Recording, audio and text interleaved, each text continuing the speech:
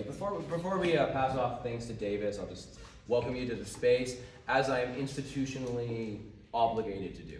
So anyway, my name is Cary Campbell, and I work here in the Faculty of Education. I'm a lecturer here, teaching curriculum and pedagogy and music education, and yeah, we're really grateful to have you here in the space. It's called the Research Hub. Washrooms are downstairs, immediately down the stairs. They're to the center area right there, if you just turn immediately to your left and then just straight onto that wall. You all made it here somehow, so I think you kind of know your way around. Really grateful to be here with such a lovely panel and yeah, a lovely audience here to talk about land value tax and yeah, making land and resources in common. Just want to acknowledge, since this is about land, the land that we are on, and yeah, this area of Burnaby Mountain is straight up Tsleil-Waututh territory. It is unceded Tsleil-Waututh territory. Tsleil-Waututh are a nation that have villages, as you probably know, all around the opening of Deep Cove and Belcara Peninsula, all the way up to the end of what is called Indian Arm, also known as Tsleil-Waututh, where there's villages right at the end of that inlet as well. And yeah, this was actually a traditional, and still is actually, very, very much still is, a traditional harvesting site, a commons for all kinds of things. The name Burnaby Mountain, which in Hokkamilam is like Lukwai Lukulai Tan, which means something like a place for harvesting arbutus and cedar as well. Of course, there used to be more arbutus around Burnaby Mountain before, yeah, in the past.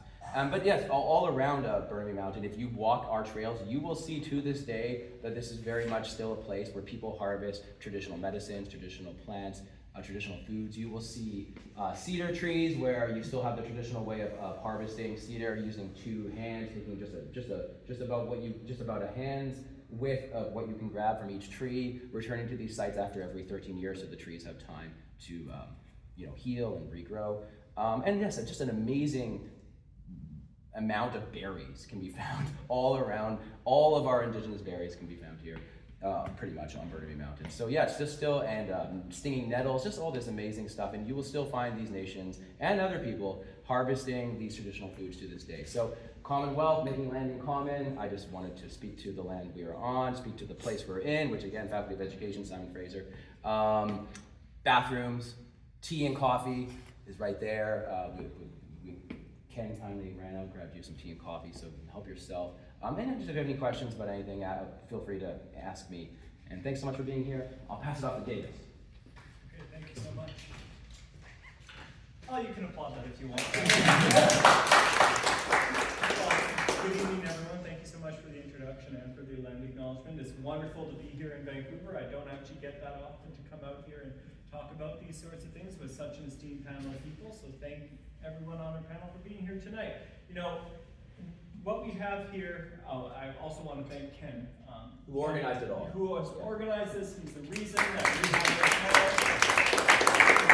this Commonwealth Canada and Ken. They've done such an amazing job talking about land value tax policy here in Canada, in BC more specifically. And in fact, before we get into our panel discussion, what we were first going to have is a bit of a presentation from Commonwealth on some of the aspects of their land value tax modeling. So Ken, if you want to come up here and talk a little bit about it, I have a little bit of an introduction if you'd like. So they modeled 3 different scenarios for what land value tax reform could look like in British Columbia. One would be replacing anti-productive taxes on property with LVT capturing 0.8% of land value, which would remove certain things like provincial property taxes, transfer taxes. Another one for 1.8% and another for 0.7%. But to tell you more, here's Ken. Thank you. Hi everybody, good evening. My name is Ken Yang, and I'm just so humbled that all of you took the time and energy today to come here. I know it wasn't downtown Vancouver, but we had one attendee actually bike an hour and a half from Richmond. Yeah. So I really appreciate that.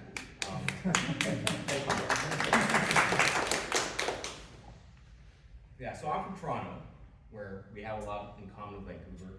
Obviously, you have the by far better shoreline and natural scenery. But we're pretty neck and neck on a few other things.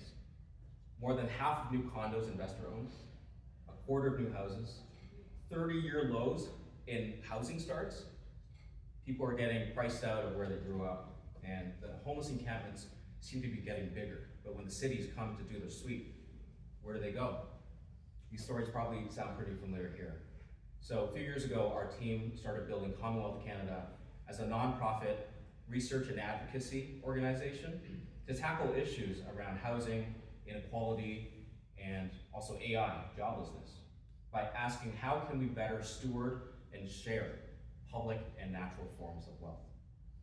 So our work touches on a number of policy options, including land value tax, land value capture, sovereign wealth funds, basic income, and also other things like land trusts that all espouse this kind of ideal of natural and commonwealth should benefit us collectively. And so as we began building a community around these ideas, we quickly noticed that there was a disproportionate base here in BC. And I've always been curious why. BC is one of 2 provinces in Canada that not only assesses land and buildings separately, but each year, annually. In Ontario, the last assessment was 9 years ago. So on the outside looking in, it's abundantly clear that this is the best place to examine how it could work, its effects, and show the rest of Canada what's possible. When you build a SkyTrain, in a 400-meter radius around, that land value goes up 6 to 10 times overnight. And I just learned last night that the transit-oriented area has actually caused massive land appreciation in small cities without a single shovel in the ground. So there's got to be a better way to do things. When we hosted Paul Finch last year, the now president of the BC General Employees Union, he said this is the largest scale wealth transfer from the public to the private sector since the founding of the province. In the last decade, BC's land value has tripled. It's grown by $1 trillion. So I really think that these ideas can get through to most people, even without mentioning LVT or any tax policy, because I think most people can intuitively understand that this is a basic economic injustice and that there must be some other way to do it. So we've been doing a little bit of work to examine what an LVT could look like under various scenarios in BC. We have this handout that talks about a property tax shift, an income tax shift, as well as a universal household rebate that could leave most households ahead with more disposable income. I just want to call out my colleague Liam Wilkinson over here, who's been spearheading this work. If you have any questions, please feel free to reach out to him. Yeah, he's done an incredible job with this. We're about to start a partnership with StatCan to build possibly one of the most in-depth examinations of LVT and its economic and behavioral effects. So we want to get more people talking about this, thinking about it, debating how it can work, influencing our policymakers, and showing that there is this groundswell of support. And we also want to learn about what interests you as it relates to housing and policy. So please reach out, let's talk. And I want to thank Dr. Cary Campbell here for hosting us, giving us this great space, and Davis for leading the conversation today. Thank you. Thanks, Dan.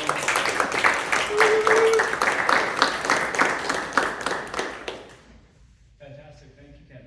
So before we get into some initial panelist presentations, they're going to be given some time to talk a little bit about their own opinions on LVT and their own history, their approach to the subject. I want to talk a little bit about my own, which is the reason why I was picked for this panel discussion tonight. So last year I was a finalist in the Hunter Prize for Housing Policy. It's a federal program. Unfortunately, I didn't win, but I did make the top 10, and it was about land value taxation and zoning writ large, both in British Columbia and across this country.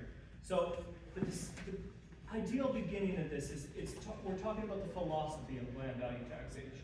Why it would be more fair for a community, why it would be more economically efficient for a community, why has it been supported from the dawn of capitalist thought with economic thinkers like Adam Smith, and throughout the more than 100 years, hundreds and hundreds of years since. we will also spend some time talking about the future of land value tax from a municipal perspective, from a provincial perspective. What are the steps forward that could be maybe taken to bring it closer to a wider implementation in our province? How can we expand the small toehold that still remains from 100 years ago into a broader scale of public policy? To set the stage, here's some abbreviated thoughts. In the late 1800s, reformist political parties in the province were formed, like the Nationalists and the Progressives. They were formed in Nanaimo and Vancouver, and they opposed things like the land grants for the ENN Railroad, where massive swaths of the province were given away to a corporation in exchange for building that railway.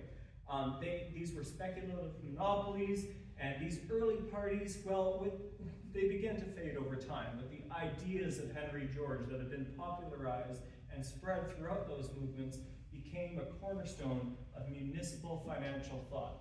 Different municipalities had different ways of raising money back then, and they were looking for something that had the stability of revenue that they could count on moving forward, that also provided a degree of fairness for the locals.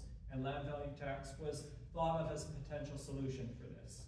Vancouver actually made the first major move. Other municipalities followed, and by 1914, approximately half of municipalities in British Columbia were charging to some extent land greater than property improvements. This made BC, along with parts of Australia and New Zealand, probably the foremost jurisdiction in the world at the time. Cities like Nelson, for example, charged land at a rate 44 times higher than property improvements.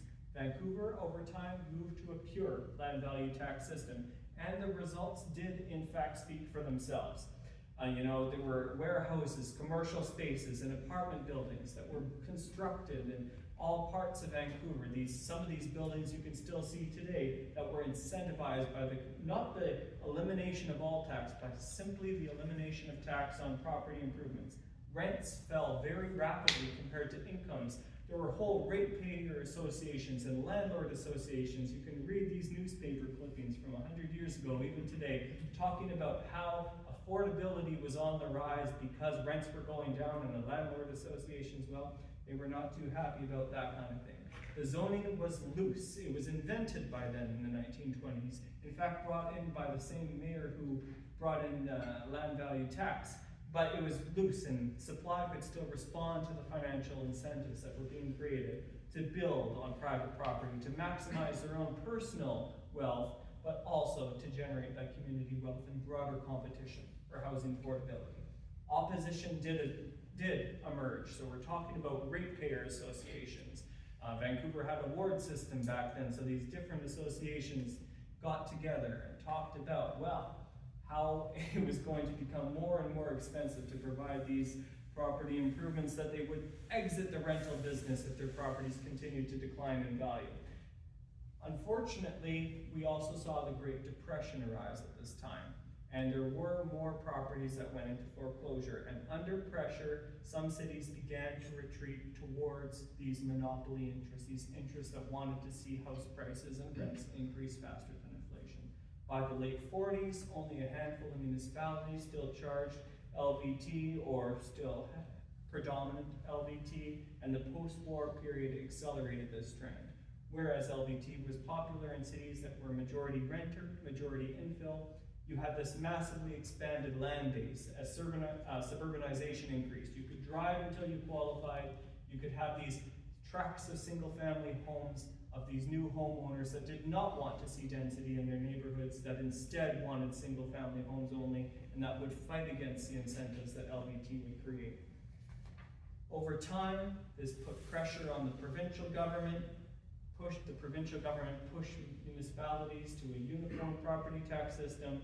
MLAs did not wish to incentivize density. Beginning in the 70s, there was a whole new kind of anti-growth pushback, and we got to the point where property improvements were being charged through the property tax, and new things like the development cost charge were invented, which made housing more expensive and more scarce when combined with neighborhood downzonings of the era.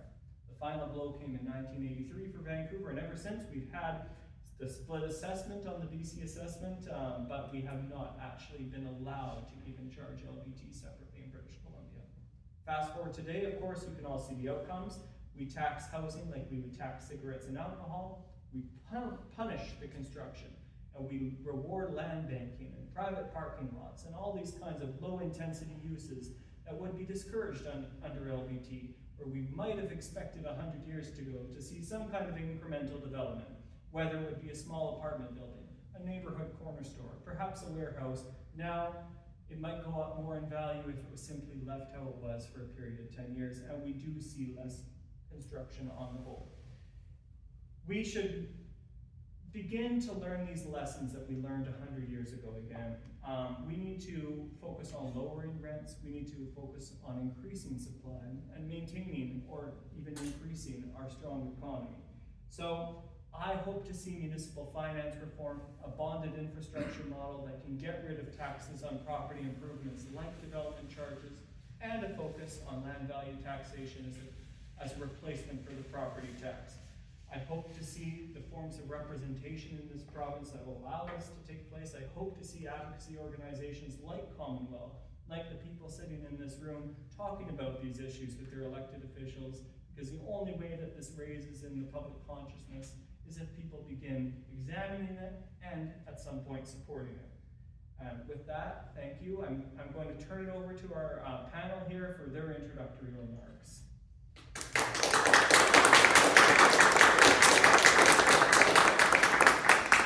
So I have in biographies here first on Martin Adams. Martin Adams is a systems thinker, a software engineer, and the author of Land, A New Paradigm for a Thriving World. His work explores how economies can become fair and sustainable by understanding the natural patterns that allows living systems to thrive.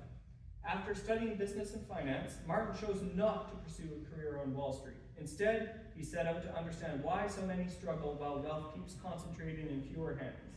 Through years of research and real-world experiences with community projects, he found that much of this imbalance comes from people extracting income from the value of land and other shared resources, value created by society and nature, not through individual effort. Drawing on ideas from classical economists like Henry George, Martin explains how today's inequality stems from people capturing income from land and shared resources, wealth created by society and nature. Land translates these ideas into clear, practical terms, showing how a new approach to land and to taxation can reduce inequality, make housing more affordable, and restore balance between people and the planet, while turbocharging productivity and innovation. His work offers a hopeful, evidence-based path towards a world where people and nature can thrive together. Martin Adams. I think I can think better on my feet. Good evening, everyone. And for those of you who are in Victoria, I'm just going to reuse my speech. You can call me lazy or efficient, but I'm German, so I like to be quite efficient. Huge thanks to Commonwealth Canada again. Really appreciate it. They sponsored this event, and thanks to them, evenings like this are possible. Also, thank you to Floyd, who couldn't join us today. He not only has he generously funded this work, but also he and his partner Olivia just welcomed their second child. Congrats to both of them. And some of you in this room work in the public sector. My wife, who is here today, she also works in the public sector. And I want you to know that you have my deepest respect for the work that you do every day. So this year I had the enormous privilege of becoming a Canadian citizen. And when I was studying for the citizenship test, I discovered that one of the founding principles of Canada is peace, order, and good government. And I was really taken by that. Tonight I want to talk to you about that third principle, good government, because I think it very much applies to the single most important challenge facing British Columbians right now, which is housing. But of course, it extends far beyond that. So before I dive into the housing, I just want to say that I think on a societal level that we have been, should I say, maybe we've been lying to ourselves, or I could be charitable and say we've been kidding ourselves. First lie, we can make housing more affordable and more expensive at the same time. So many of us want to have our cake and eat it too. We want housing to become more expensive so we can make more money and have a bigger retirement account. At the same time, we also want affordable housing. And the second lie, I think, is if you make $500,000 on your home without lifting a finger, and if all your neighbors make about the same amount each, and if speculators and banks can do the same without adding a corresponding value to the real economy, don't for a second believe that this does not have a negative impact for everyone. Because the more money gets siphoned off by people who do not add a corresponding value to the economy, the less money remains to compensate those who do. This leaves less money for workers and for builders of companies and productive enterprises. Right here in Vancouver, the median house price costs about 13 times the median household income. So to put it plainly, it would take a young person 26 years to save up a 20% down payment at a savings rate of 10%. And that's even assuming they can save 10% per year. With today's rents, many can't. And that's a crisis. Affordability ratios here in Vancouver and in Canada used to be 4 to 6 times the income from the 40s to the early 80s. 4 to 6, and now it's 13. That's the difference between being able to buy in your 20s, like our parents used to, and being able to buy in your 40s or never at all. So the common refrain has been, well, let's just make more housing, let's just build more housing. But that's certainly not enough. And how do I know? Because it's been tried before. Auckland, New Zealand actually tried it. In 2016, they encouraged massive upzoning. 127,000 new homes got built. They increased supply by 25%, and their affordability ratio did go down from 10x to 8x, which is definitely an improvement. So I'm not poo-pooing on that. I'm just saying it's not enough. Because instead of taking 20 years for a young person in Auckland to save for a 20% down payment, it now only takes them 16 years. Now, assuming they don't have the Bank of Toronto debt. And that's on the median salary. So why didn't building more housing fix this issue completely? See, housing is different. When there's an increased demand for cars or computers, the factory can make more cars or computers. But when there's an increased demand for housing, you first have to buy the land from someone else who owns the land to build more housing on the land. And land in good locations cannot be made. And this is why real estate is actually an entry monopoly. Fred Foldberry, a great economist who I quote in my book, he taught me that. He said, in order for you to enter the market, someone else has to exit the market first. And that's why it's an entry monopoly. It's not a free market. And land value comes entirely from location and from public investment. The schools, the transit, the parks that we all pay for. When we just focus on building more housing, the increase in land value goes straight to those who already own the land and to the banks, to the mortgage, not to builders, not to workers, and certainly not to the community. As long as land ownership remains an attractive investment, rents will outpace wages and also lower the returns to the builders of the real economy, people who own and run productive companies. We cannot build our way to true affordability unless we also capture that unearned increase in the land value and use it for the common good, which I think is what good government should be for. If you do this gradually, you could freeze housing prices as they are today and allow wages to catch up over time. Canada believes in peace, order, and in good government. So let's put good government into practice by fixing housing and capturing the unearned, truly unearned value of land and share that with the common good. Thank you.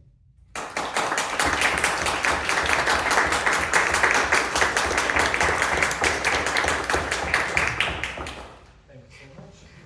Alex Hemingway is a senior economist at BC Policy Solutions.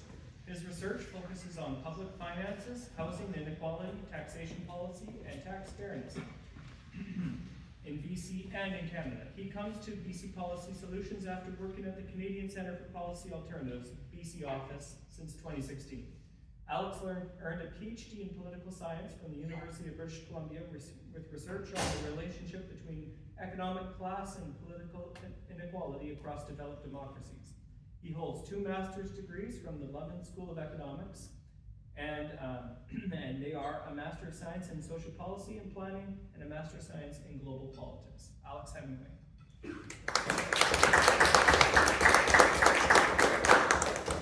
I have to tell you, I misunderstood the assignment. I prepared to answer your opening question. I didn't know if there was also opening remarks. So, I could hold, or I could say a few words. Tell you what, why don't we talk a little bit about what we wanted to talk about a little bit later? Sure. So, there's this discussion in BC around home construction. We're going to get into this on this panel because it's really interesting. We can talk about Auckland. We can also talk about what you would call, what is called suppressed household formation. So we want to talk about the relationship between supply and affordability here quite a bit tonight.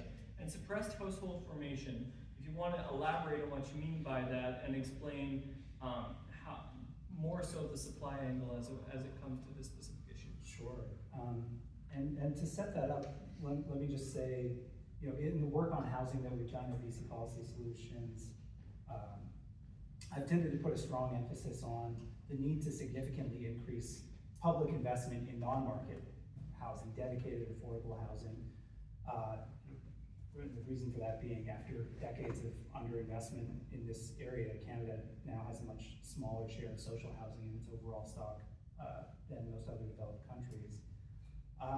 And I've tended to talk very much in agreement with Martin here and everyone in this room about taxing land wealth, both as a means of addressing the huge levels of inequality that skyrocketing land values in BC have created, as a means of sharing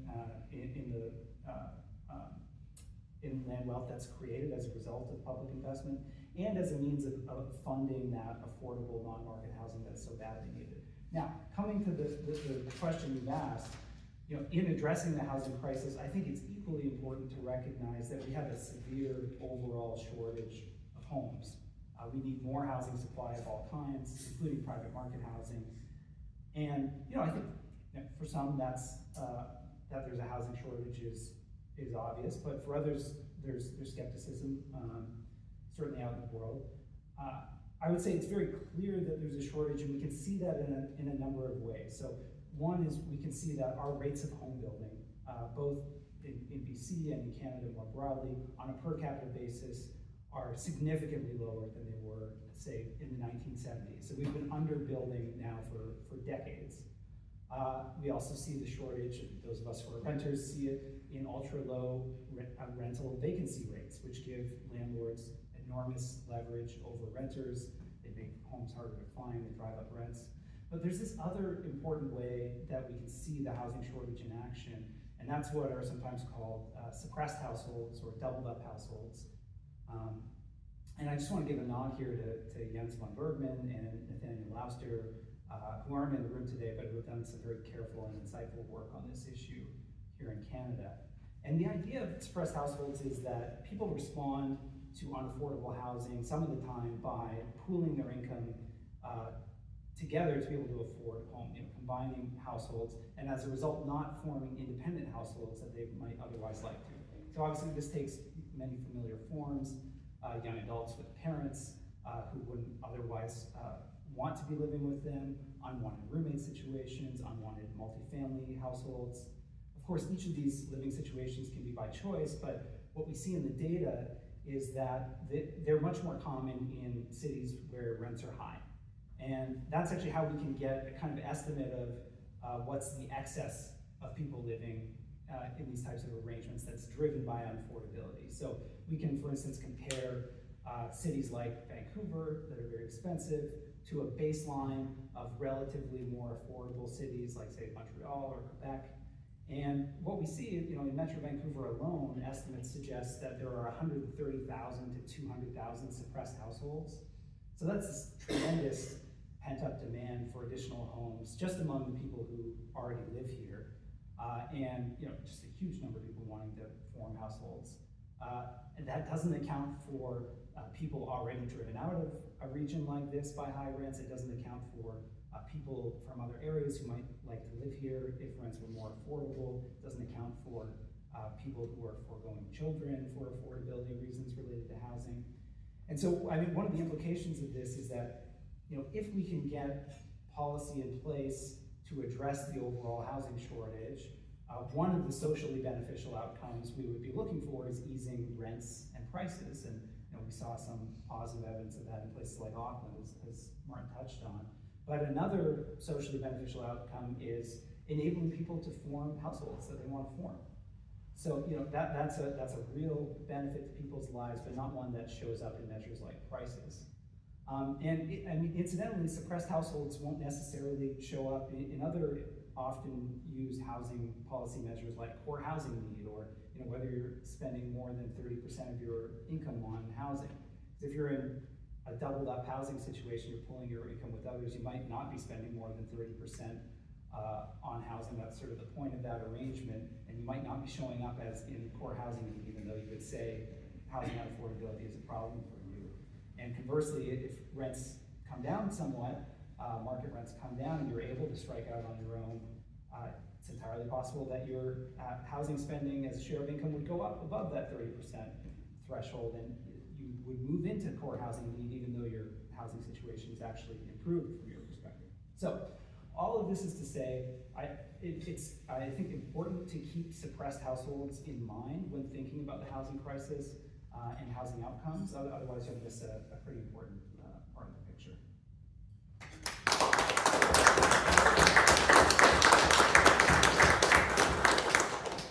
And our last panelist here, Chow.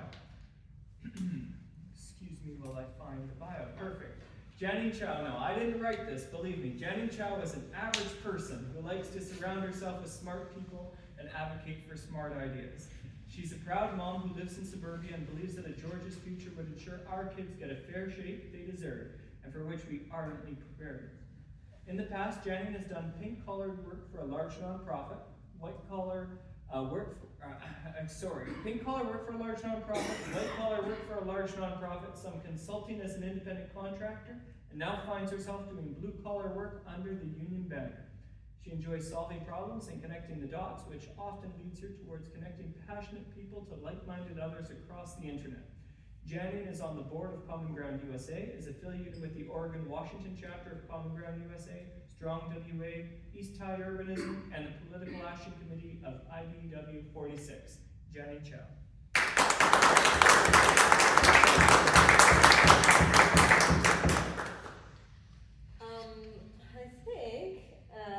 I don't have a speech prepared, but I'm happy to speak on whatever it is you guys want to talk about. I've had a lot of practice on the internet fielding questions. One of the greatest things that we've been able to do is leverage our online forums so that we can basically train people who are curious about this subject on how to respond more appropriately to the myths and questions that are sometimes genuine and sometimes not so genuine. And I feel like right now we're at a time where civic participation is no longer limited to door knocking, to phone banking, to posting flyers everywhere.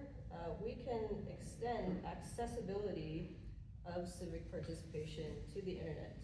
And our keyboard warriors, our basement dwellers, are folks who are stuck in their parents' homes or overcrowded with other roommates whom they do not enjoy, possibly. The people who are most wronged by this system can now have a voice. And we can also have them be better behaved and welcome new people into the conversation. And so that's I feel like the most impactful thing I've been doing for this movement, just to nudge the younger people along, get them less angry, redirect their passion toward better solutions such as this one. And I feel very strongly that with AI being trained off of everything that's scraped off the internet, and with Georges being traditionally prolific in our writing, that all of that is finally coming full circle in this moment to benefit us, and all of the AI can scrape all of that to their heart's content, and we will set the truth out there, set the record straight, and then we have wonderful data scientists and economists who are able to conduct great studies and get us flowing toward the direction that we should have been going all along. So I hope that you find a lot of great information here, and that this is just the start of the conversation. I welcome you to join us on Reddit, on our Discord server, and just to continue talking it out with other like-minded people. Thank you so much.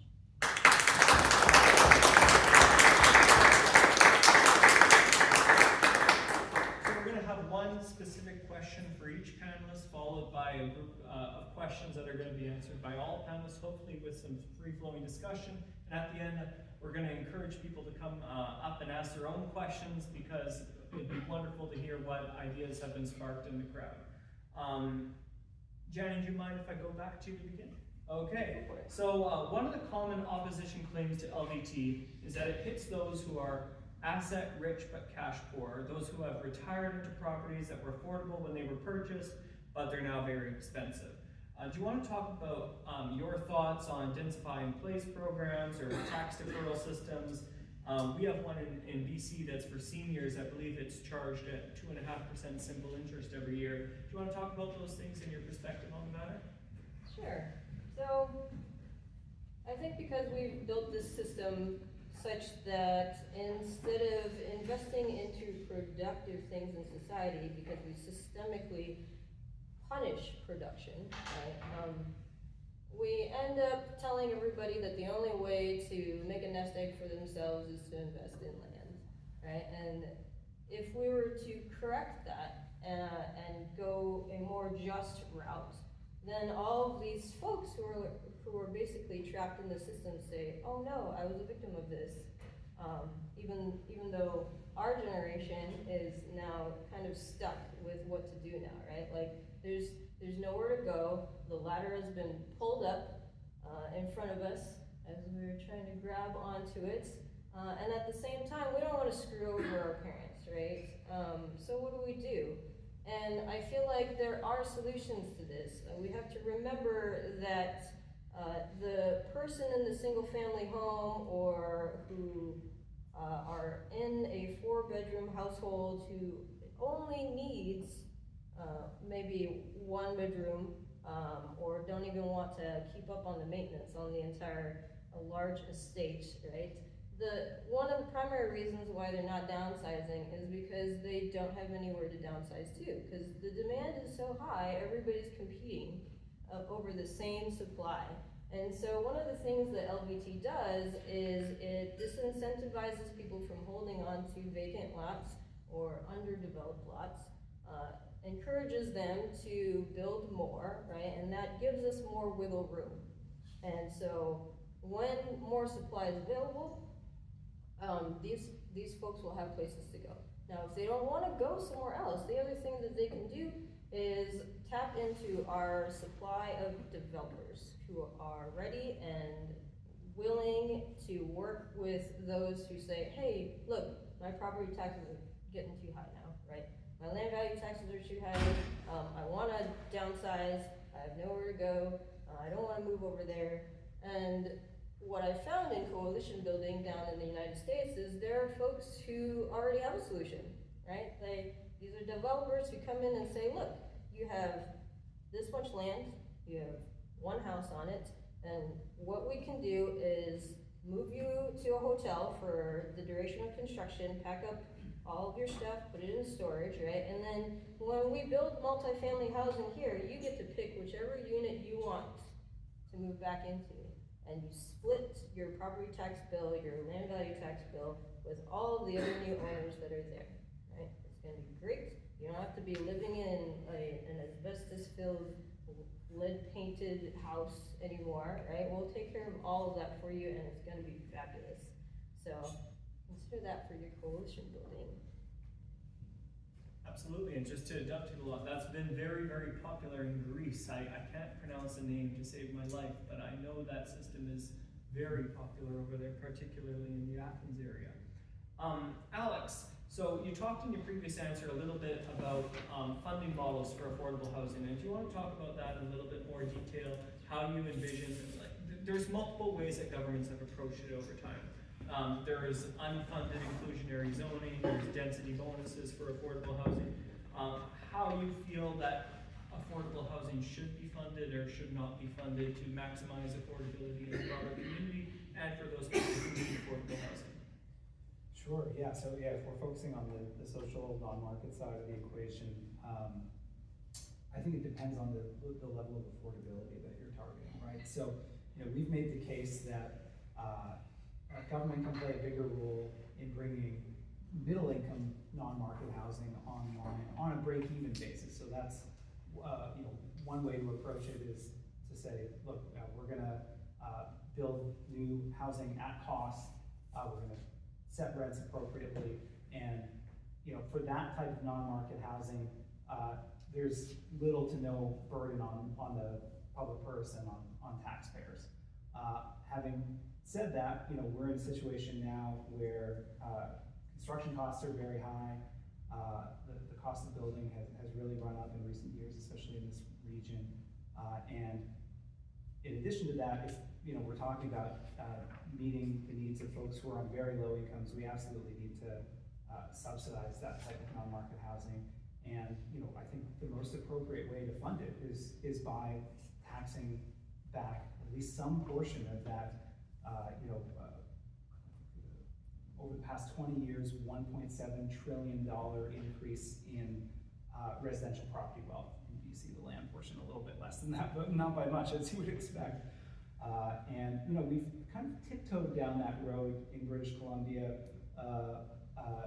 not specifically with a land value tax, and we've certainly made the case that, you know, shifting the tax burden away from improvements and towards the land itself would be a big improvement. But, you know, when you're talking about taxing a single-family home, and particularly an older one in the city of Vancouver, the simple property tax is kind of pretty close to a land value tax. But we've tiptoed in that direction by, you know, the provincial government brought in, you know, additional property tax rates for very high-value properties over $3 million and $4 million. So I think that was a positive step, but a very small one that could be built upon. Thank you. Martin, can you talk about how land value, it is certainly up in BC and all of these other jurisdictions. You're talking about New Zealand, for example, and that has formed a large portion, as you said, of the increase in home prices. There are land costs, and there are also costs that are not associated with the land. How much of housing affordability do you believe is solved by just land value reform alone? If it's entirely, that's an interesting conversation for us to get into, but how much do you think is the land question versus perhaps the cost to construct question? And do you want to talk about the interplay between those things? I'm actually not, I don't have that much experience. I think that's almost a question for you or perhaps someone else who has more experience with the cost of housing. Although I can say from experience of talking to my wife, who is a housing planner, that the cost of housing has gone up significantly here in BC. So it's not just the land portion that we're dealing with. So I cannot give you specifics on how much the land value, lowering the land value impacts affordability and if it's enough or if there are other things we need to do. But if I zoom out a bit more and look at the economy, I can say that there are second degree, third degree, fourth degree effects to lowering the land value, because overall what happens is if you lower the land value or if you capture more of the land value and bring it back into the public good, what ends up happening is, generally speaking, more wealth is left over for wages, for capital returns, and so forth. And those things, generally speaking, should lower construction costs over time. At least that's my understanding. Correct me if I'm wrong. Do you have something? I think when we think about the cost of building new housing today, there's construction and materials, but then there's a huge amount that's regulatory driven, right? Like the delays, so, we put every new apartment building on trial through a multi-year approvals process. There were financing costs associated with that. And, if we look at our zoning system where, a city like Vancouver, apartments are effectively banned on 3/4 of the residential land, that, first of all, makes apartment-zoned land artificially scarce, drives up the land price, but it also means that, if we allowed, for example, small single-lot apartments, say 6 floors and corner stores across the single-family areas in the city, you're also creating a situation where you can have a lot of new entrants, new small and medium-sized builders that make us less dependent on the larger and deeper pocketed developers that are specialize in big projects, which is essentially how we build our apartments today. And I guess the only other thing I would add is there's a really interesting new working paper out on the Auckland case, looking at what happened when they did that broad-based upzoning in their single-family areas. It was relatively modest, as you said, right? It could have been more ambitious, but even with allowing 3plexes and doing it in a meaningful way, it was by right. They weren't fooling around with discretionary approvals processes. One of the things that happened is they saw, as you would expect, the entry of a bunch of new small and medium builders into the market, and in a sector, the construction sector, which has notoriously stagnant productivity, and that's been a big discussion lately, they actually saw a notable uptick in construction sector productivity. And this is all happening relatively quickly, right? These are recent reforms, 2016. So it's impressive and encouraging, and I think tells us that there's a lot we can do. Absolutely. So moving on to our first kind of question for all panelists, returning more to the land question, one might say is, to what extent do you believe that land value tax reforms are possible in British Columbia, and where would you begin with them? Is it better to perhaps take a more incremental approach or a bolder approach right off the bat? We can refer back to the Commonwealth options that they've prepared and are published online that, again, we'd encourage you all to read. How do you think that a winning coalition of voters, a popular movement can be created for land value tax causes? And why don't we work our way from right to left? So that's me. I think certainly land value tax reforms are within the realm of possibility in BC. I think it's an open question.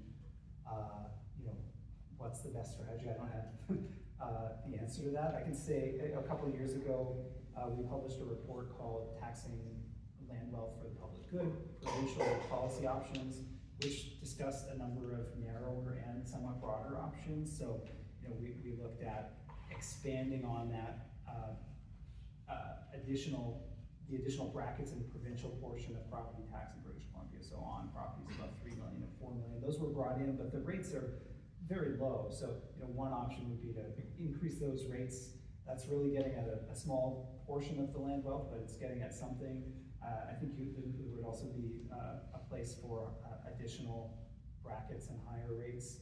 We also looked at an option that broadened out to roughly the top 10% of most expensive properties in the province.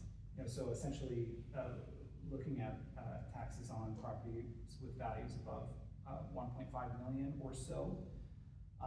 And we touched on an alternative property tax structure where brackets and rates could be applied to the total BC residential property holdings of a given owner, rather than only applying it on an individual basis. So that would be another mechanism to levy these taxes in a sort of quite steeply progressive way, which I think does relate to the question of political viability. And these tiptoe steps that BC has taken so far have proven durable. They've pulled pretty well. So Whether that's the right place to start, I don't know. And of course, we've made the case very strongly that in each of these cases, each of these taxes would be better focused solely on the land rather than the improvement. Before we shift, I just want to go off a little bit on that. It's very interesting to hear, the argument for progressive property tax increases. I've almost, in my own personal writing, taken, I wouldn't say an opposite view on it, but more so looking at the cases that we've seen out of Detroit, or South Bend, Indiana did an interesting LVT shift proposal. The mayor of Detroit did one as well, but what the South Bend proposal, they have more vacant land than Vancouver because there's more teardowns. It's a former Rust Belt economy.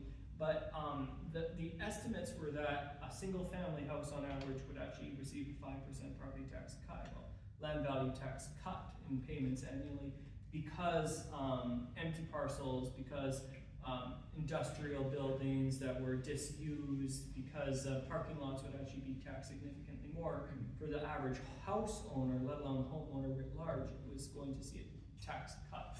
And I think if you were just doing this on a municipal level, personally, I would say that either in that kind of circumstance where there's a lot of vacant land, or in a city that is majority condo and renter combined, you're going to see that, because that's the more immediate financial benefit. You almost need a super majority of people who perceive a benefit from it. Mm-hmm. But again, you're getting at that with progressive property tax as well.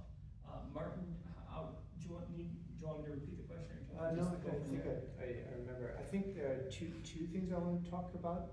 One thing we talked about last night, actually, Ken and my wife Krista and I, we had dinner and we were talking about this, of course, as we always do when we talk. One thing that we realized, Krista realized actually, that one thing that developers appreciate is reliability and forecasting. Being able to forecast their expenses. And right now the housing market is a patchwork of different fees that developers really have to struggle with. DCCs and all sorts of other fees that I don't even understand and know what they're about. And if you can find a way to actually get rid of those fees, consolidate them into a single land value tax, so that the developers know ahead of time exactly what they have to pay, I think that would actually could potentially bring the developers into our camp. So that's one thing. And then the other thing is, a few years ago, or just two years ago, maybe I came across this concept from Ken about maybe introducing it gradually. I understand that if you do introduce the land value tax, even gradually, at first there would be a drop in real estate prices in anticipation of the gradual increase in taxes on the land value portion, is my understanding. But eventually, potentially, those real estate prices, that could be short-lived, and potentially those real estate prices could even increase as the economy becomes more prosperous, especially if you can find a way to remove the taxes on productivity, on spending, and other economic activities that actually benefit the economy. So I think I've become a fan of this idea, this theory of gradually introducing LVT.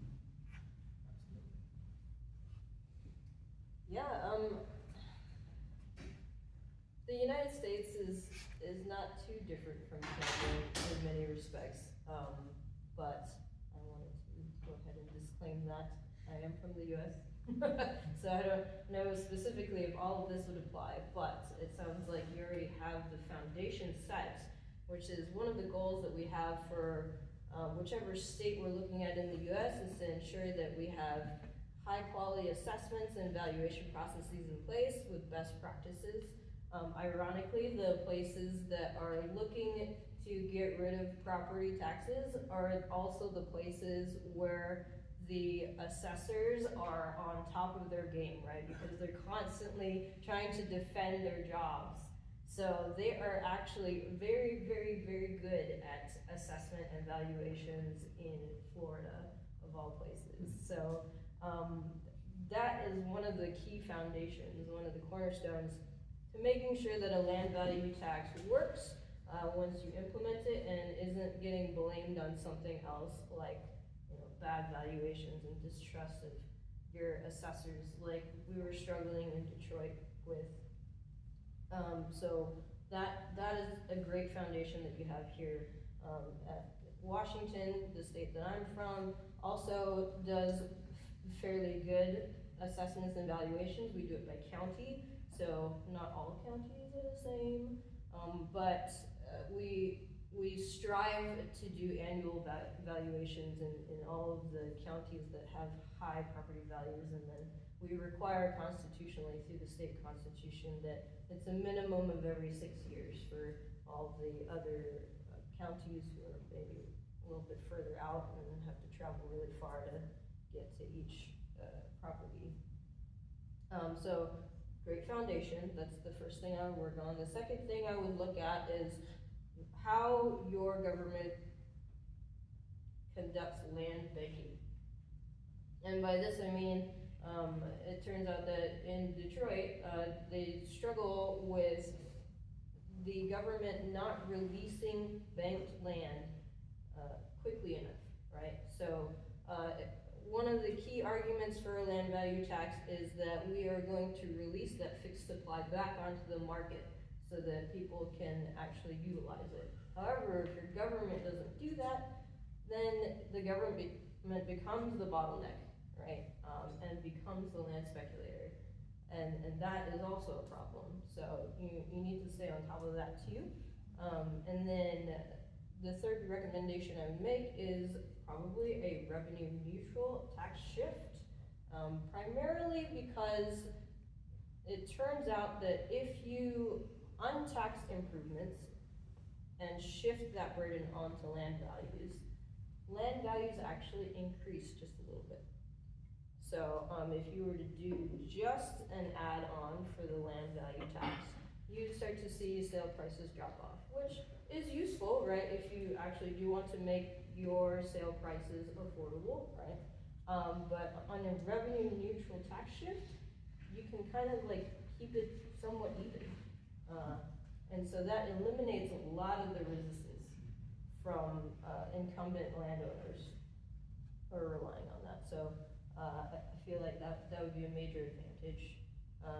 And I concur with what has been said here. It turns out that in most of the jurisdictions that I've been able to look at the data for, it seems like roughly 80% of incumbent landowners would see tax relief from the implementation of a revenue neutral tax shift. So if you go too detailed into who gets the tax relief and who doesn't, there's a possibility that those in power would say, oh, I don't want to punish my friend here, but, you know, forget about the other 80% who would benefit from this. So I highly encourage staying maybe a little bit higher off the ground with some of these statistics.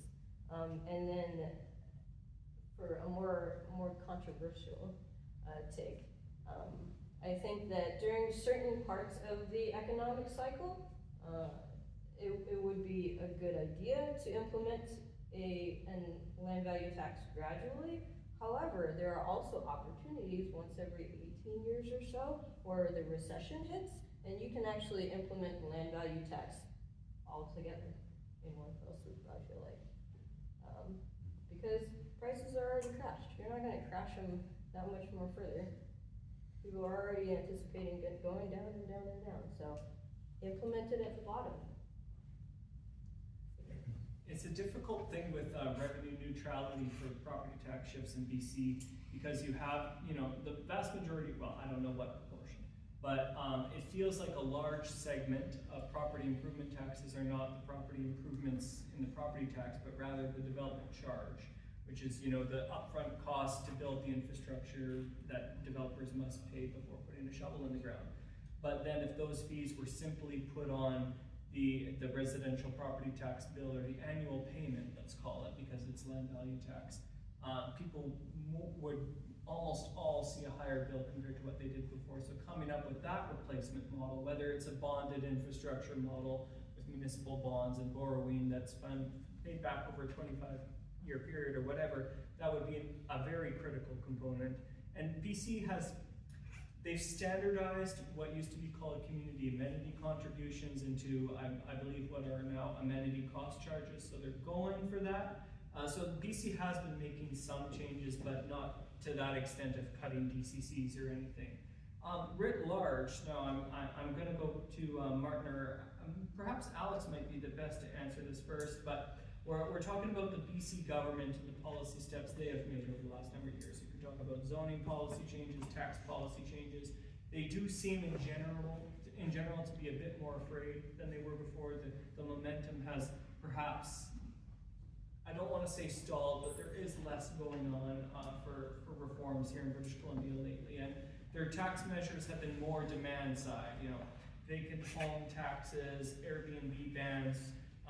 There's also things like the property transfer tax. They're not necessarily Georgist in nature. Do you feel that these are steps in the right direction and that they've been effective here in BC? Yeah, I mean, I would say things are stalled out a little bit. I touched a little bit on, I think what were some positive steps in terms of the additional brackets on the provincial school tax. I've been supportive of things like the speculation and vacancy tax, especially the vacancy part of it. I think it's reasonable in a housing shortage to use the tool of taxation to ensure that homes are being occupied. Having said that, I want to recognize that vacant homes was never really the fundamental problem. It maybe helps a little bit around the edges. I think where we've also been stalled out is on, and you mentioned zoning off the top. It seemed like BC was on the cusp of doing some really big things when it came to addressing apartment bans and exclusionary zonings a couple of years ago. It brought in provincial legislation that I'm sure people in this room are very familiar with. For example, requiring cities to update their bylaws to allow 3-unit multiplexes in single-family areas. But the problem was, and they came so close to doing it in a meaningful way, but there were some key standards developed by the province to ensure that those local zoning bylaws wouldn't sneakily block these projects by restricting floor space, by piling on fees, by doing many other things. They developed these standards, and at the last minute they decided these were non-binding recommendations to cities, and so many cities responded with the most restrictive possible policies that basically entrenched the status quo. And as a result of that, take the city of Vancouver's multiplex policy, for example. If it followed the provincial guidelines instead of being as restrictive as it is, modeling suggests that would create another 25 to 30,000 homes over the next 10 years. But because we've allowed our central city to continue to impose exclusionary zoning, we will do without those homes for the time being. Maybe we're going to win locally, maybe other things are going to happen. Yeah.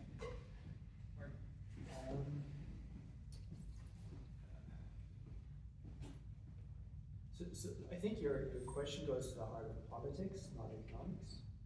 And because this is a political question, I can just share my observation, which I may be wrong, but I wonder if politicians are trying to maintain the status quo because they're afraid of upsetting the apple cart. And it's much easier to advocate for the speculation vacancy tax, or to rearrange the decks on the Titanic, is that the same? It's much easier to do that than to face the truth, which is the financialization of the housing market is the cause of unaffordability. And as long as we do not face this head on as politicians and stand up to our voters and say, you know what, we're so sorry, but we've got to deal with this now. We've got to deal with the financialization of the housing market. We cannot any more profit from the housing market to the extent that we have. We have to fix it. Work with us, we're going to make it happen. I think if politicians can get to that point, I think we would all be better off. And you know what? Voters respect that. Thanks, Jen.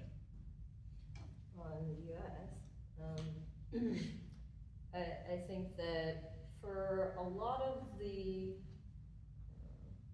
pro-development legislation that we've been able to pass, at least in Washington State, a lot of municipalities have really glommed on to being able to fly under the cover of hey, the state is making us do it, so I'm really sorry, but we're gonna have to, you know, ensure that we upzone. I'm sorry, right? They're not really sorry, but they like being able to blame somebody else. Because they do want the excuse to be able to make their communities better. And a lot of times they have to sit in a room somewhat like this one and face all of the loud people who have a lot of time on their hands and feel like they have to get their word in, right? So, and of course, all of those people want their communities to be encased in amber and never change. It's like putting in your favorite CD and expecting the same song to play the exact same way every single time, but life isn't like that, right? And so we do have to adapt, and I feel like politicians really appreciate when higher levels of government hand them the tools that they need to be successful in their jobs. I also feel like there is a political wave coming, whether or not we are ready for it. And young people are very upset that all of our opportunities are blocked. I guess I kind of stand in the middle because I just turned 40, so I relate to both groups to a certain extent. And I try to provide that bridge. And so I'm here to tell folks that these young people are very angry. And these young people are starting to understand that they can also run for political office. And so they will upset the apple cart at some point. Either you're gonna get ahead of them, or they are gonna come after you. And that's not me threatening you. It's just what I see on the internet, okay? So they're very vocal. And I feel like you should pave the way for them so that they don't eat you alive, okay? So as far as courageous politicians, we happen to have just elected a very courageous politician who's pro land value tax in the city of Seattle.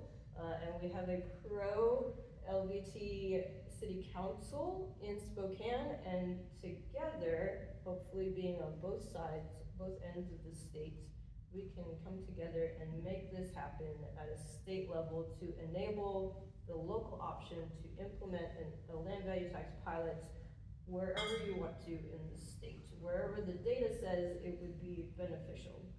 And I feel like the time is now. It really is. Fantastic. I want to take a little bit of time and perhaps combine the next two questions just in a little bit of the interest of time here. So I want to talk a little bit about tax incidents. You know, they say death and taxes for all these kinds of things, the two certainties in life. And there's a famous quote from even a conservative economist, Milton Friedman, saying that he thought that LVT was the least bad tax, but that property tax was unpopular because you paid it as one big check. And we can, I'd like to talk a little bit about if there's any way around this, if you think that's why perhaps property tax generally polls relatively poorly in Canada and in the United States, how this associates to land value capture as opposed to land value tax, with taxes upon upzoning perhaps being a partial solution in some circles, how you think that LVT should be done in a way that maximizes the public benefit and perhaps lowers the pushback. Why don't we start in the middle this time? I think Fred Fonberry, that I mentioned earlier, and that featured in the book, he talked about that. He said land value taxes should just be debited from your account on a monthly basis, so you don't even think about it, it just happens. And what I also think of is rent. When we pay rent to a landlord, we don't hate it. I mean, sure, we don't like it, but we know we have to do it, right? So there's not a big issue about it. It's just we have to pay a rent to live in the house or in a home. And so I think we could actually have the same thing with LVT. It's just something we pay to live in Vancouver. It's just something we pay to live in Burnaby, wherever. I think we can definitely get there. Anyone else have something to add on that? I mean, I think that Milton Friedman has probably not experienced Klarna. I think that the prevalence of the solution, at least for the younger folks, is like it's not even a thing. We pay monthly for just about everything we can. So, I don't know. Did you have anything to add? No, I'm on the same page in terms of, yeah, I mean, I do think this salience, having to pay one big bill is clearly a big part of the problem. So, you know, the province could do, the provincial government could do a big service if it provided uses legislative power to provide the option and maybe make it the default option that property taxes be. You can have them taken off your income tax. Something that, you know, if every little bit of sales tax you paid over the year, you didn't actually pay out a transaction and was sent to you as a bill at the end of the year, people would be a lot more mad about it, I think. Absolutely, and I mean, it is interesting because there's ways if you have a mortgage, you know, there are people that they can get it bundled into their mortgage payments, it disappears that way. If it's a strata, you know, you can imagine the whole strata paying and that coming out of monthly strata fees. I think in any ways, having it in a direct deposit or a direct withdrawal fashion, and certainly on a monthly basis, would end a lot of this angst, for sure. We're moving on to kind of the fifth question of the night that I really wanted to get to. I'm glad we are. So people don't generally support land value tax because of economic efficiency arguments. They generally support it because it invokes values like fairness, identity, or economic security, personal security. So in your own lives, what's kind of the strongest, simplest story that we have for land value tax that you think that organizations like Commonwealth should be pushing forward to perhaps change public perception? And Martin, you could talk about this, how you talk about it in your book as well. How do you feel, what is the best story to tell to the public about why this is the best path forward? It's funny you said this, because when you were asking that question, that was the first thing I thought of right away. I was like, oh yeah, I experienced this. So a long time ago, in a former life, I used to run a yoga center, community center. And that was actually what prompted me to write the book down the road. And we did very well. Like, we were packed. We had students in the morning, in the evening, at lunch. We had workshops on the weekends. And we were struggling, even though we were packed, and the community really appreciated that we existed. And I looked at the books, at our books, and I realized we were making a loss because we paid rent to the landlord, which is very high, and we paid payroll taxes for each person that we hired. And I realized that we would make a profit if we didn't pay the rent, but paid the payroll taxes, or if we paid the rent, but did not pay the payroll taxes. We would have broken even and made a profit, and all would have been great. And that was the first time I realized, wait a moment, we're paying for a good location, and we're paying to hire people, and it didn't make sense, because why would you encourage employment and yet discourage it with payroll taxes at the same time? And if we moved somewhere else to a cheaper location, well, we would have had less surface area to get customers. And it was the first time that I kind of realized that the economic system was not geared to support businesses that truly were geared to serve the local community. That's my experience. Alex? I don't have a refined story, but I mean, what came to mind for me in terms of the case for LVT is that, you know, it is about a kind of basic fairness at a time of extreme inequality. And, you know, I think most people would agree we don't want to live in a society that's divided between a kind of modern landed gentry and those who are at the whims of those lords of the land. And there's, you know, tremendous appetite to solve the housing crisis. So to the extent that we can draw that connection for people, I think, you know, there can be an open-mindedness to it. So I used to be a business consultant in one of my past lives, and I agree wholeheartedly with Martin in that as a small business owner, it is appalling that the IRS will force us to be the tax collection arm that they should be. We effectively have to calculate payroll tax, both halves of it, right? If we have traditional employees, if we have contractors, then we're responsible for half of it, and they're responsible for half of it.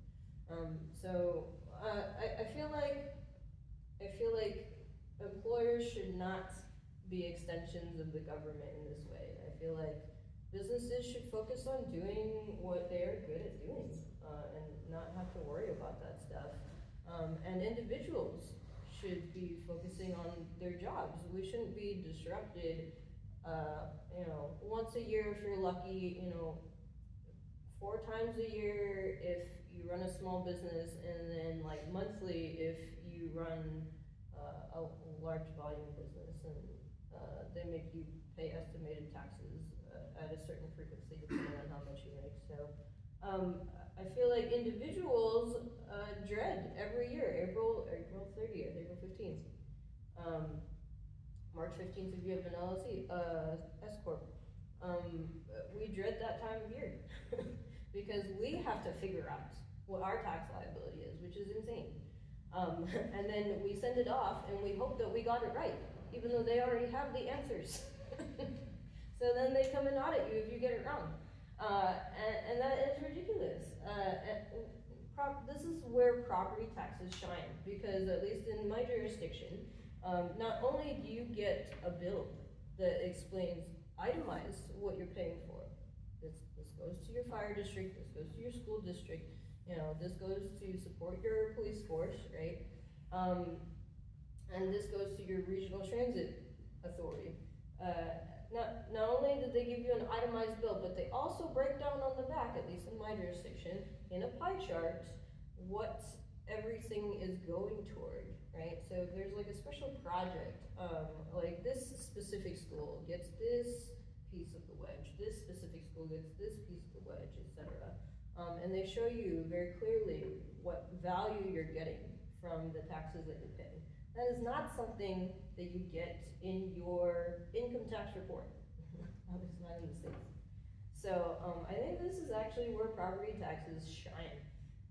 As far as my other personal vendettas here that LVT supports, I work in a union, I work in construction. And the way that we're licensed is that we have specialty electricians, I'm an electrician, and we also have general electricians. And so specialty electricians, they might go to school for 2 or 3 years in their apprenticeship, and they have a narrow set of things they're licensed to do. Whereas general electricians, we can do anything the specialty electricians can do. And we have been sitting probably 800 people out of work since spring of 2022. And people still seem to think that there's a shortage of construction workers, skilled labor, and there is not. I can tell you there is not. It's a matter of ensuring that instead of having all of your projects go way out into the middle of the state where land values are low and they're building all the data centers, that we encourage construction to be where other people are, right? Because it's such a waste of resources to move all of your skilled labor out in the middle of nowhere. If your land acquisition costs were affordable in urban areas, you would see construction come back. The data shows it, right?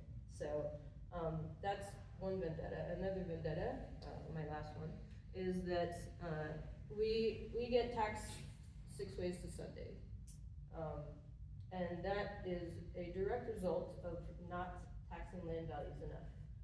We have to come up with ever more different ways, more creative taxes, because if we put a little tax here and a little tax there, if it fails, if it blows up, it's not a big deal, like you were saying, with the political savviness of this whole thing. It's not a big risk, right? And so we grow this pile pile of Band-Aids that becomes this massive, suffocating experience for the typical taxpayer. And if we were to get rid of all of that and go toward a land value tax, it would be so much simpler, our lives would be better. And, you know, we say that the efficiency argument isn't very compelling for some people, but I feel like it's a great entry point because they can't argue with efficiency, right? And then you go into the moral argument. Thank you. And I want to wrap up early on the scripted questions because I want to still provide the audience, if there are any questions, if anyone would like to raise their hand here, I'd like to take a break from asking some and allow some people to, if there's any interesting items that have popped into your own mind that you'd like to ask the panelists about. Yes, right there, thank you. I know this is a land value discussion, but you brought it up. Isn't financialization good for housing? Like imagine when London burned down, I think 400 years ago, and they popularized the mortgage, having that additional capital, having people finance their own equity, allow them to build back in like 40, 50 years rather than 100. Similarly, when we ban foreign buyers, we ban that capital out of the market, there are now housing starts that are failing because they can't get enough pre-sales. And those foreign buyers were either, if they're living here, they would have financed their own home. If they weren't, they were financing rental units. And what really matters is the total amount of housing, like square footage, minus the vacancy. And now that we have a lot of vacancy control, shouldn't our focus be on financializing additional housing? It's a great question, and I concur. I think I've used an expression that was not quite accurate. I should say financialization of land or land values. I'm all for providing financing to build housing, to construct housing, to construct buildings, to construct more apartments. The more loans you can provide, the better it is. I think if you remove the incentive though on being able to speculate on the land portion, you don't even need to provide as much financing because the land value will be less. And then you can focus entirely, or for the most part, funnel the money to actually paying for the construction part, not so much the land value part. Does that make sense? Yeah, but land speculation also a role in economics. Imagine if land speculation has a role, if you look at urban economics, in the long term there's benefits to it because you're increasing the amount of capital in the market. So let's use an example like iPhones. If there's 200 iPhones but 400 people want it, you have scalpers who end up scalping a lot of iPhones. What happens is in the long term, when you produce enough iPhones for everyone, you now have a bunch of scalpers that have additional iPhones, and so that may draw the prices down further in the future. But that increased value from that land speculation also improves feasibility. So in the long term, you will end up with more housing and lower rents and a lower cap rate. I think you might be looking a little bit at the short run versus long run proposition here. When there is the short run incentive to simply hold instead of building, at least that's my perspective on the subject. There's a very common old Georgian refrain that everything works but the vacant lot. And if you are simply buying a piece of property not to build any improvements on it, but to sell at a later point for perhaps 5 times the value, 10 times the value, perhaps you're not contributing to the economy in the same way that someone who would buy that parcel for the purposes of improving. And so what I would say to that is that if the LVT portion is higher, if it is cheaper to build because there's less taxes on construction, but if there's a higher carrying cost that in the short run that is incentivizing construction, you're going to see more construction in the short run. And perhaps we can get into that discussion. Perhaps we're going to break up the panel at some point. I'd love to talk about the long run, but I think there might be an interesting difference of opinion that we could get into. Yes? I had a question for Janning, because from here, and it's just a unique opportunity to ask someone with another perspective. I was really interested in when you talked about the data centers and this idea of like labor and wages and struggling to get like skilled workers and jobs to construction sites basically. And Canada's going through this thing at the moment where there's a kind of almost a big pivot from a lot of urban investment and a lot of urban infrastructure to pipelines, gas, resources, trade wars. And I was just kind of curious about this kind of sentiment maybe amongst other workers around these big data centers being in Washington or wherever they're getting built, but this skilled labor live in cities, and this sort of a limited ability for them to get there. Is this something that you like talk about with your peers, and is there a perspective amongst electricians that you know, like, these things need to be closer so we can work on them? Is that like a prevalent sentiment? So, the tricky thing about being a union electrician is that electricians, when they do make money, they make a lot of money, right? So they, on the one hand, a lot of them are actually also land speculators, because they're able to buy a lot of land out in the middle of nowhere, right? But they also have to deal with that every single day. They have to commute to work. So for us, we have a lot of electricians who come from like Vashon Island, right? They're easily spending 3 hours one direction on commute just to get off the island onto a ferry and then back down to their job site, even if it were in Seattle or Bellevue. And so you can speak to them on both sides of it, actually, especially with a revenue neutral tax shift, where you're saying, hey, so your land value is not actually going to drop with a revenue neutral tax shift, but we also get all the jobs back, right? We trigger that construction boom, and we are no longer subsidizing sprawl. So instead of the data centers making this harsh trade-off, like, oh, are we gonna be able to attract qualified workers to the middle of nowhere, where land is cheap? Can we then instead locate somewhere, afford to locate somewhere where we're already tapped into the grid, right? Because they need a lot of electricity, right? And Washington State is primarily hydropowered. And you don't have that water in the middle of the state, in the middle of nowhere, right? You want to be near the hydropower plants. Can we locate to where workers already live, right? And the primary thing stopping them is land acquisition costs, because data centers have to live somewhere, right? And they do actually take up a lot of land. We think of it as the cloud, but it's not. You know, the cloud has a physical presence on land. So we do need to tax that. And we need to also then make sure that the folks who are locating closer benefit from locating closer, so that they make the correct decision instead of going out in the middle of nowhere.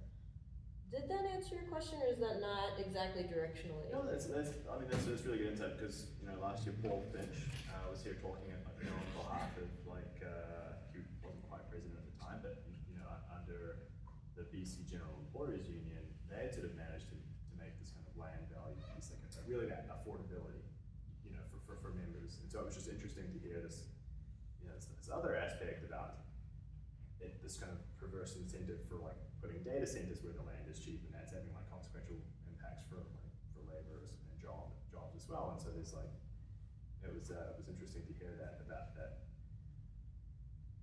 There's both sides to it as well, you know, and I think maybe underscores the complexity of it. But it's very, very helpful to, like, learn these things and understand how to engage on the subject when we're talking about broadcasting these ideas, right?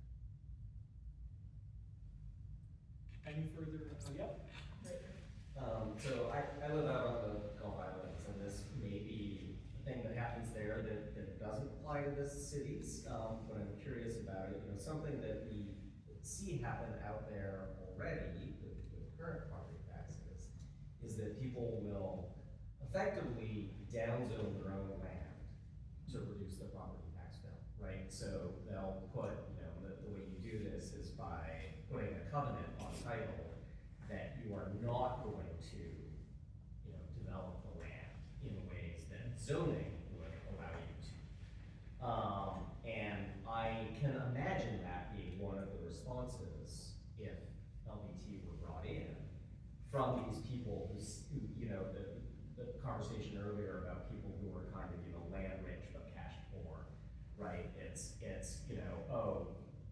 this piece of land could be very valuable if it were put to its best and highest use, but I'm going to just sign an agreement that it is only ever going to have my little house on it.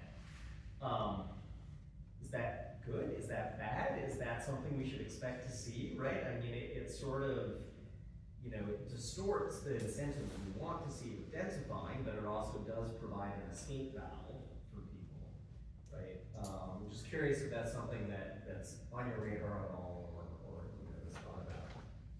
Yeah, it's not strictly LVT related, but the first thing I would say to that is they're probably destroying some of their property value at the same time, so they are paying somewhat of an implicit tax if their property is going down in value relative to what it would otherwise be without the covenant. But that is an interesting argument. Did anyone else want to provide some insights on this? It's an interesting phenomenon. I haven't heard that before. I mean, if it was becoming epidemic, you could, I mean, I think the law can have things to say about what types of covenants are allowed and aren't, or you could get at it from the assessment side in terms of whether you recognize in the assessment. And maybe if the revenue from the land stayed on the island, people would be perhaps less inclined to downzone their property. And so if the revenue, perhaps, maybe not, but if there was a direct cash transfer to every person on the island, perhaps. This is just plucking this out of thin air, but it could be a basic income for the island. Maybe people would feel more responsible. It's like, yeah, this is for my community. I mean, I would just highly encourage assessors to assess based on highest and best use regardless of covenants. Because I have a vendetta against covenants in general, covenant laws, but that's just me personally. Coming from the US side, having all these HOAs and stuff that are trying to enforce covenant laws through seemingly benign contracts, but I won't go down that rabbit hole. Just assess better. No, it is accurate though. In Calgary, before they elected a new mayor recently, there were some neighborhoods that were talking about doing these group covenants because they wanted to do a collective downzoning after there was a blanket upzoning. So I think that what the Alberta Assessment Authority said was that they would assess regardless at the highest and best use, and I imagine that's probably what would happen in that circumstance, because, well, I just don't see, that is a little bit of a moral hazard, to be sure. Kind of as a follow-up to that, don't you have the exact same problem with zoning? I mean, especially in Vancouver, what things are zoned for is tightly linked to what's actually built. So, I feel like people are just going to campaign to not be upzoned where they should be because they want to avoid having higher taxes. I think in general, there's some interesting discussions we can have here about the Canby corridor and how upzoning has released those land values in those areas. When there is broad-based upzoning, the political will to do broad-based upzoning, the land value lift is relatively low because it affects everyone equally, and there aren't these super parcels where it's massively increased. But Alex, do you want to also? No, that's what you said. Okay. So yes, there might be an individual incentive to downzone to lower your property tax bill, but you're also lowering your own assessment values. And I think that you're going to lose out more by wanting to downzone. Like the people, when there isn't land value capture, when it's just property tax or if it's an annual LVT payment, like, you know, property tax, but for LVT, you are paying significantly increased, perhaps, like I said, in some jurisdictions like South Bend, you're paying 5% less, but you might be paying perhaps a little bit more in annual property tax. But you're seeing this massive, especially if it's uncaptured, if there is no land value capture, and you're seeing this massive property appreciation from that increased zoning. So I would doubt that people are gonna wanna downzone themselves to lose out on that, especially if it wasn't captured. But this is why, generally speaking, zoning should be done on a broader basis, a more blanket basis, at least in my personal opinion, as opposed to these small spikes in density, because the benefits are widely distributed. Just behind, yeah. I'm kind of curious about like the jurisdiction of land value tax because I'm trying to wrap my head around it, and I can imagine a situation where if Vancouver decided tomorrow they're gonna do a land value tax, all the other municipalities would have to catch up to the fluctuations in the market, and I could also see it cultivating some hostile market conditions towards renters in suburbs and stuff like that. So I'm curious about the implementation of the jurisdiction. Jurisdictionally, in Vancouver, the provincial government would need to amend the Vancouver Charter to allow split rate or land value only property taxation. And then there would be a separate amendment to allow that for the rest of the cities in the province. As for the impacts on renters, by definition, LVT is not passed through. I would leave it to the actual economist to expand on that further. Okay, that's fair. But anyways, at least on the legalese side of things, it is a provincial change. And then I would imagine that local councils would need to choose to go in that direction. Just before that question, I wanted to quickly talk to Ken here, what time he wanted the Q&A to wrap up on, just so that I don't overrun our welcome here at SFU. Okay, I think, yeah, we can begin preparing to wrap up here. Okay, we got one last question, and one last hand up, and then we'll be getting to wrap up here. Yeah, sorry, it's not a question, it's just a comment.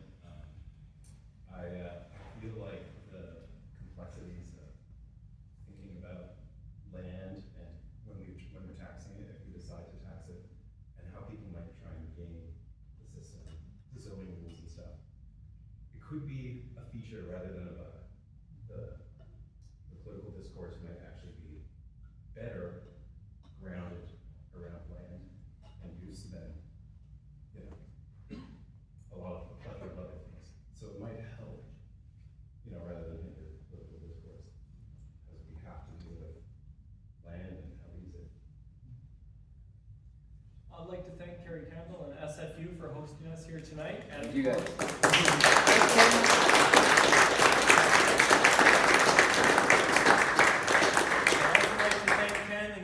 Commonwealth Canada, everyone involved with that organization.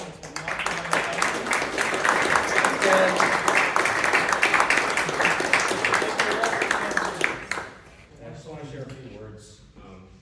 My colleague Liam here from Ottawa, and I'm joining from Toronto, our board chair, Dr. Francis K. Peddle, joined us in Victoria. Unfortunately, couldn't be here tonight because flights were grounded.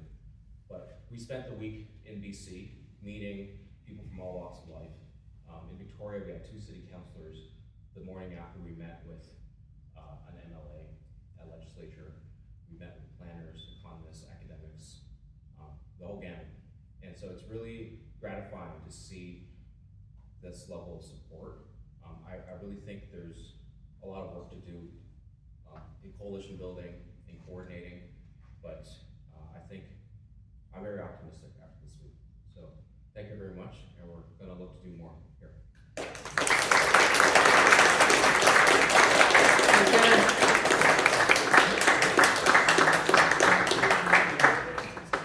was a lot of fun.